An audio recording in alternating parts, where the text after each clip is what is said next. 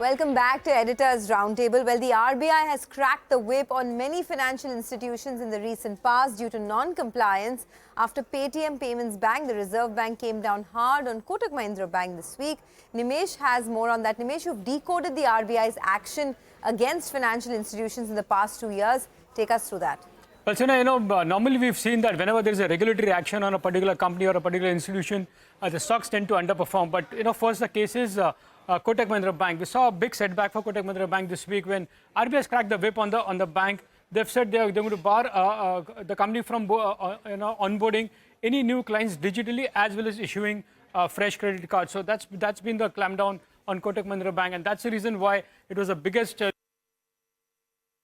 12% down in 2 days itself. Yesterday the stock was down 10%, and today it was down 2%. So it's just a beginning, but the stock was already down 12%. But if you just look at the past history of all the other financial institutions where there's been an RBI whip, look at HDFC Bank in December 2020. RBI had asked to hold all the launches of new digital businesses and also sourcing of new credit card for HDFC Bank. And what has the stock done since then? Since the RBI whip, the stock is marginally up, just 5%, but largely it's been pretty much flat to negative. The last 1 year, the stock is on 10%. Same is the case with the other institutions as well. Look at Paytm.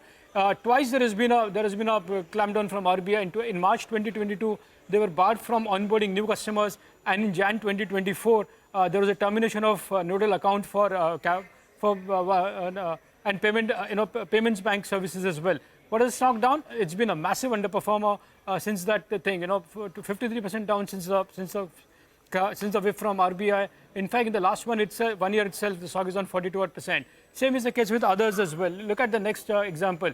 M&M Financial Services. Even they, in September 2022, they were barred from carrying out recovery and repossession processes. Even this stock has relatively underperformed. Well, the stock is up, has recovered 25%, but if you look at a longer period, in the last 1 year, it's been pretty much flat in terms of returns for M&M Financial as well. The next stock on the list is IIFL Finance. That's a recent instance. In March 2024, there was a clampdown on IIFL Finance as well. They were stopped from sanctioning gold loans. What has the stock done? The stock is down to 32% ever since that RBI clampdown came. And in fact, in the last 1 year, it's been up 1%. But again, it's a recent instance. So the stock has actually underperformed, which is IIFL Finance as well. The next is JM Financial. Even for JM Financial, there was a recent RBI action. Even they were barred from financing against shares and debentures. And even that JM Financial, since the RBI announcement, has actually underperformed. Even that stock is down 35%, 17% since the announcement came. In fact, we have a very small history for that, but again, it tends to underperform.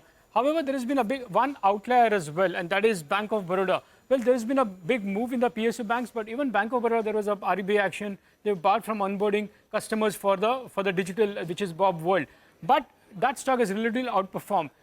Since that RBI announcement, the stock is up 21%, but in the last 1 year, the stock is up 42%. In generally, we've seen that whenever there is a RBI action on financial institutions, the stock tend to underperform. And again, that's the whole point, right? That should one buy the falling knife? Maybe the history suggests the answer is no. Krishnan,